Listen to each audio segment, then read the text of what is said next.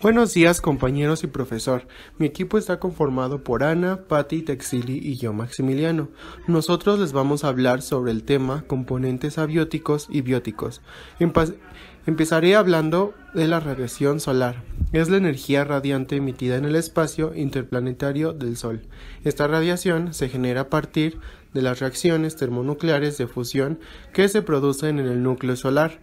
Esta no se concentra en una sola frecuencia, sino que se distribuye en un amplio espectro de amplitud no uniforme con la forma típica de una campana, como es típico del espectro de un cuerpo negro con el que se modela la fuente solar. La temperatura es una magnitud física que indica la energía interna de un cuerpo, de un objeto o del medio ambiente en general, medida por un termómetro. La temperatura atmosférica es el nivel de calor existente en el aire en un punto geográfico determinado y es la principal variable a considerar para definir los tipos climáticos. Macrotérmicos, altas temperaturas; mesotérmicos, climas templados; microtérmicos, bajas temperaturas. Los gases fundamentales que forman la atmósfera son nitrógeno, 78.084%, oxígeno, 20.946%, argón, 0.934% y dióxido de carbono, 0.033%. Otros gases de interés presentes en la atmósfera son el vapor de agua, el ozono y diferentes óxidos. Los siguientes factores son abióticos, es decir, son aquellos elementos de la naturaleza física o química que intervienen en la caracterización de un biotipo o ecosistema determinado. Son componentes del ecosistema que no requieren de la acción de los seres vivos o que no poseen vida, es decir, no realizan funciones vitales dentro de sus estructuras orgánicas, pero son fundamentales para la supervivencia de cualquier comunidad biológica. El clima es un componente el cual interactúa con las especies que conforman los ecosistemas, influyendo en gran medida en la variedad y variabilidad de organismos en un rango geográfico limitado. Los factores que influyen son la latitud, la altitud, orientación del relieve, temperatura, luminosidad, etc. Asimismo, el agua, como todos sabemos, es una molécula constituida de 2 átomos de hidrógeno y 1 de oxígeno. Presentan propiedades de atracción entre sus moléculas, cuando una red que si bien puede romperse nuevamente se forma. Esta propiedad le da consistencia como cuerpo. Es de gran importancia, puesto que disuelve la mayoría de los componentes orgánicos e inorgánicos que constituyen a un ser vivo. También forma parte de la sangre que transporta el oxígeno y el dióxido de carbono para realizar el proceso de respiración, y las moléculas de agua se usan durante la fotosíntesis, liberando a la atmósfera los átomos de oxígeno del agua.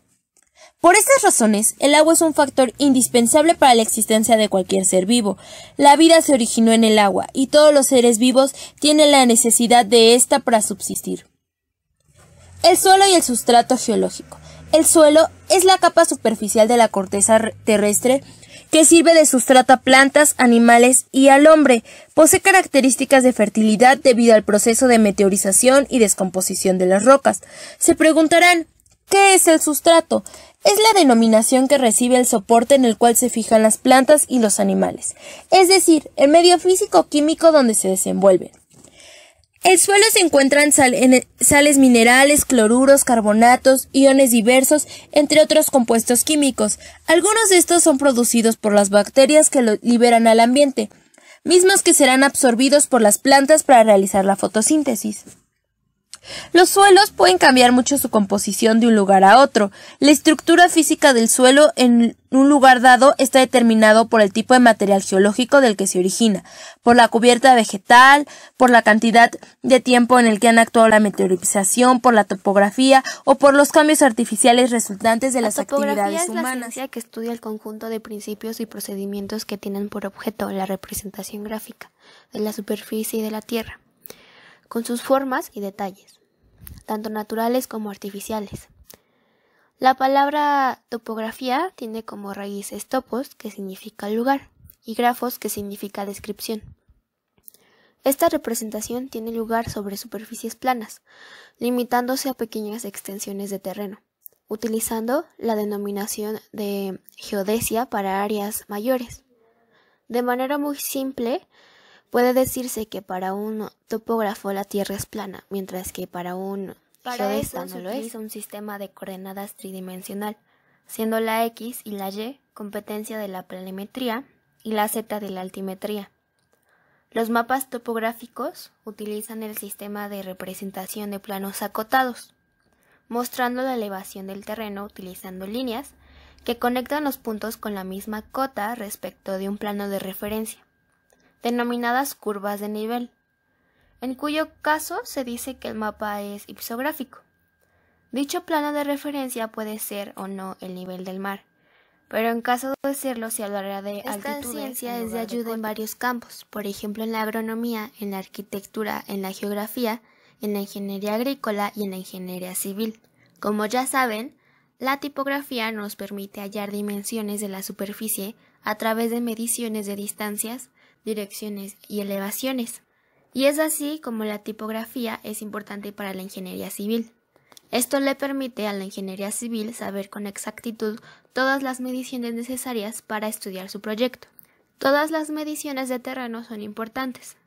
Un error de cálculo podría llevar una obra civil a consecuencias catastróficas, como por ejemplo el caso del edificio Space ubicado en Medellín o el edificio Blas del Leso. La fuerza de gravedad o simplemente gravedad es la fuerza por la cual los cuerpos dotados de masa se atraen entre sí, de una manera recíproca. Su mayor o menor intensidad depende de la masa de los cuerpos. Es una de las 4 interacciones fundamentales conocidas de la materia y se les puede llamar también gravitación o interacción gravitatoria. Esta fuerza es la que sentimos cuando el planeta Tierra atrae a su superficie los objetos que lo rodean. Esa misma que hace que gravitacional puede calcularse a través de distintas fórmulas, que varían según el enfoque físico específico con que se elabore. Por ejemplo, según las leyes de Newton, la gravedad que actúa entre dos cuerpos es directamente proporcional al producto de sus masas, e inversamente proporcional al cuadrado de la distancia que los separa. La clásica o newtoniana obedece a las formulaciones empíricas de Newton, que abordan las fuerzas y los elementos físicos dentro de un necesario marco de referencia fijo. Es decir, que es válida en sistemas de observación estables que para efectos del estudio se consideran universales. Según la mecánica clásica, la gravedad se determina como una fuerza siempre atractiva, que presenta alcance infinito, que presenta una fuerza asociada del tipo central, que es más intensa a mayor cercanía entre los cuerpos y más débil a menor cercanía, y que se calcula empleando la ley de gravitación. Un ejemplo de la fuerza de gravedad es la aceleración de un objeto en caída libre. Sobre él actúa la fuerza gravitatoria junto con su propia masa. A su velocidad se añade la gravedad como fuerza que lo hace aumentar de ritmo. La presión atmosférica es el peso de la columna de aire que hay sobre cualquier punto o lugar de la Tierra, y es por tanto el peso por unidad de superficie. Cuanto mayor es la altura, mayor es la presión atmosférica, y cuanto menor es la altura y más se acerca al nivel del mar, mayor será la presión. O sea que la presión atmosférica es igual al peso de la columna de aire sobre unidad de superficie. La presión atmosférica se mide con un aparato llamado barómetro, que fue creado en 1643 por el físico y matemático Evangelista Torricelli. El barómetro de mercurio consiste en un tubo de vidrio de 850 milímetros de altura, cerrado por la parte superior y abierto por la parte inferior. Este tubo está lleno de mercurio y va situado sobre un recipiente abierto también lleno de mercurio. A nivel del mar, el nivel de mercurio del interior del tubo baja hasta una altura de unos 760 milímetros, dejando un vacío en su parte superior. El barómetro aneroide no lleva mercurio y es el que se utiliza en navegación. Consiste en una caja metálica, también llamada cápsula de Biddy, en la que se ha hecho parcialmente el vacío. Esta caja se contrae con el aumento o disminución de la presión ejercida sobre ella, transmitiendo sus movimientos a una aguja que es la que nos indica el valor de la presión atmosférica sobre una superficie graduada. Hola, soy Ana. Yo les voy a explicar sobre latitud y altitud. Bueno, como sabemos, la Tierra se considera de forma esférica, así es como la vemos representada en el globo terráqueo. La ventaja de las representaciones esféricas de la Tierra es que hay muchos círculos y líneas asociadas para poder hacer mediciones sobre la superficie terrestre. podemos ocupar la cuadrícula que cubre a la Tierra, formada por líneas imaginarias llamadas meridianos y paralelos. Así es como podemos obtener las coordenadas de un lugar, simplemente con dos datos, longitud y latitud. Pero hoy vamos a centrarnos únicamente en latitud y altitud. La latitud indica la medida angular en grados, partiendo desde el ecuador. Esta nos ayuda a saber las coordenadas de un lugar, como anteriormente lo dije.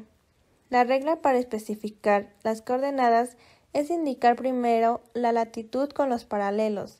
Estas solo pueden ser de norte a sur. La latitud es una expresión angular, indicada en grados, minutos y segundos. Como podemos ver en la figura, si trazamos una recta que vaya desde el punto P hasta el centro de la esfera que está representado con la letra O, el ángulo que forma esa recta con el plano ecuatorial expresa la latitud de dicho punto. Además de la latitud, se tiene otra coordenada geográfica, la cual es altitud. Esta nos indica la distancia vertical de un punto de la Tierra respecto al nivel del mar. A mayor altitud, menor presión atmosférica. Un aumento en la altitud de 1000 metros representa una disminución de presión atmosférica. Un país como México, que es sumamente montañoso, en donde las variaciones de la presión de un lugar a otro son distintas, por el solo hecho de tener diferentes altitudes, se vuelve muy complicado hacer comparaciones entre un lugar y otro. Entonces, es muy importante para los meteorólogos conocer rápidamente la presión de cada lugar y con base a sus datos se pueden dar cuenta si la presión varía y de qué manera. El altímetro es un instrumento que permite medir la altitud basada en la variación vertical de la presión de la atmósfera. Este instrumento es metálico y cuenta con una doble graduación. Tanto la latitud como la altitud son factores de tipo abiótico, quiere decir que no tienen vida, pero ayudan a los seres humanos. Regresamos con mi compañera Tixili. Gracias. Los factores bióticos son todos aquellos que poseen vida, es decir, que están contemplados en alguno de los reinos de la vida, y cuyas interacciones apuntan a la supervivencia y a la reproducción de su especie. Usualmente se refieren a lo contemplado en la flora y en la fauna de un ambiente determinado. Los factores bióticos se encuentran comúnmente organizados en poblaciones, es decir, conjuntos de seres vivos del mismo tipo que comparten un hábitat específico, o en cadenas tróficas, alimentarias, entre especies, en la medida en que los seres vivos compiten entre sí por el alimento y dependen el uno del otro al mismo tiempo. Se distinguen de los factores abióticos en que estos no están relacionados con la vida, sino con la materia circundante y sus procesos químicos, climáticos, físicos, etc. Los factores bióticos se clasifican en base al rol que ocupan en sus ecosistemas y que pueden ser esencialmente tres.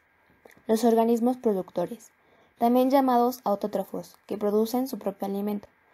Se trata de seres vivos que sintetizan a partir de materia inorgánica sus formas de energía.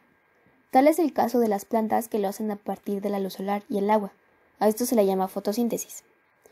También los organismos consumidores, llamados heterótrofos, se alimentan de otros seres vivos. Son aquellos seres que deben consumir materia orgánica para sostener su metabolismo, y lo obtienen de otros seres vivos.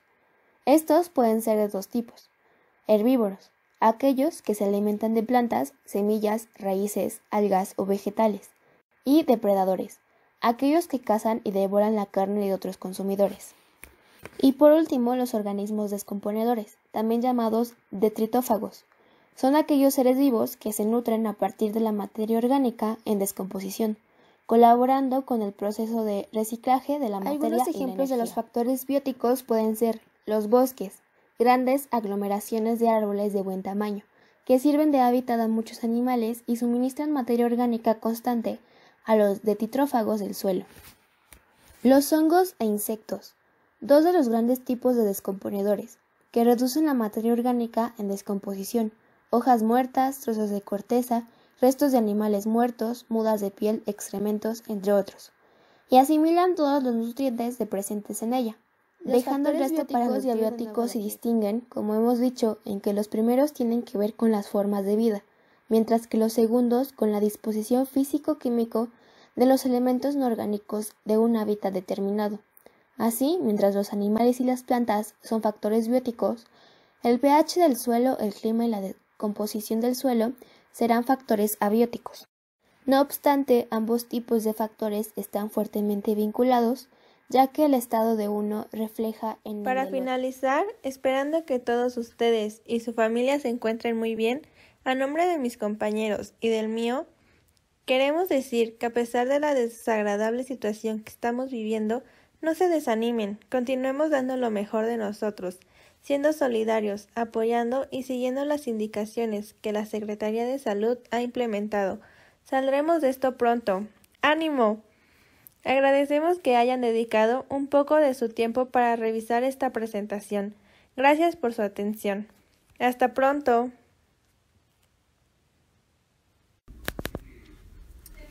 Buenos días.